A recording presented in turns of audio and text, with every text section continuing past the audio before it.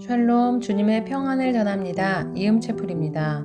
오늘 말씀은 욥기 34장 21절에서 37절 말씀입니다.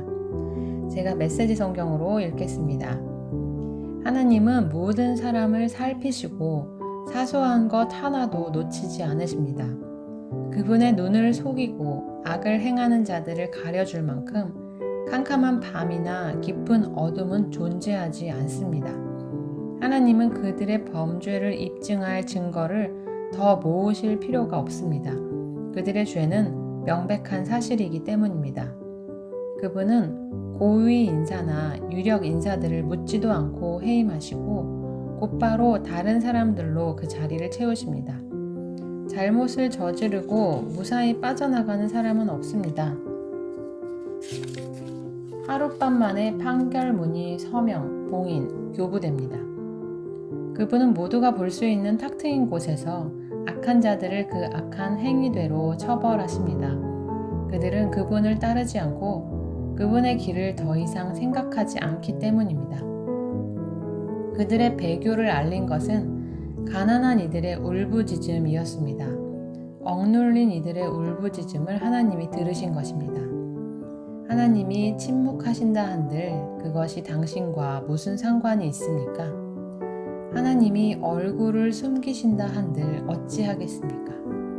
그러나 침묵하시든 숨으시든 하나님은 여전히 존재하시며 다스리시기에 하나님을 미워하는 자들이 그분의 자리를 차지하여 사람들의 삶을 망치는 일은 없을 것입니다. 그러니 그냥 하나님께 실토하지 그럽니까? 이렇게 말하십시오. 내가 죄를 지었습니다. 다시는 죄를 짓지 않겠습니다. 내가 아직 깨닫지 못한 것이 있다면 깨닫게 해주십시오. 그동안 저지른 악을 다시는 저지르지 않겠습니다.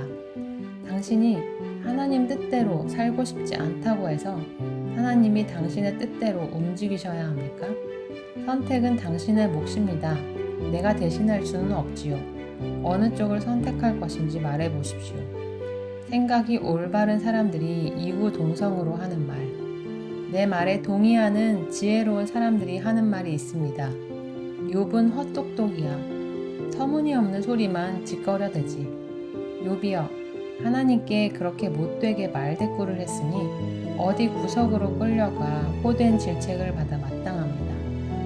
원래 지은 죄에다가 하나님의 징계에 저항하고 무엄하게도 하나님께 주먹을 휘두르며 전능하신 분을 여러 죄목으로 고발하는 죄를 더했기 때문입니다. 성도들은 곁에 있는 지체가 어려움을 겪고 있을 때 하나님의 말씀으로 권면을 하고는 합니다. 이것은 아름답고 또 권할 만한 일입니다. 하지만 권면하는 사람이 공감이나 사랑의 마음이 없이 섣불리 하나님의 입장을 대변하려고 한다면 그의 말은 정죄나 비난으로 되기가 쉽습니다. 우리는 이런 잘못들을 오늘 말씀에서 발견을 할 수가 있는데요. 엘리후는 욥에게 회개를 종용합니다.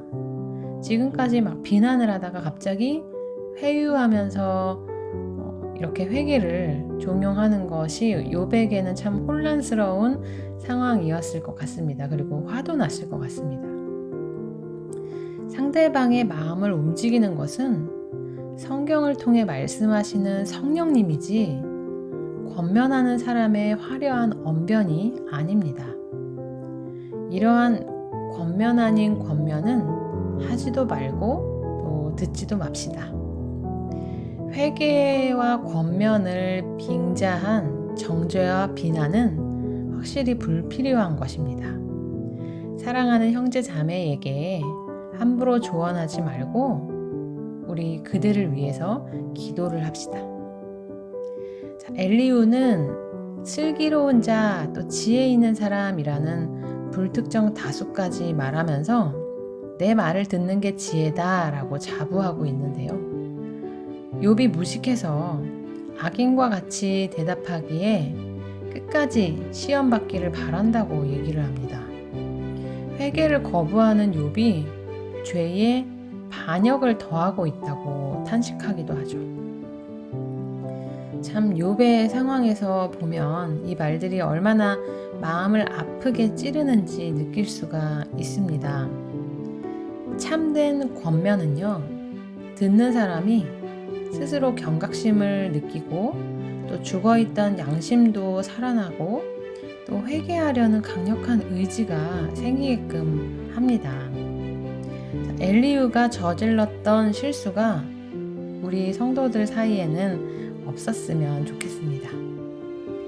서로 사려 깊게 배려하면서 참된 권면을 하고 또 주님 안에서 아름다운 교제가 이루어지는 공동체 되기를 소망합니다.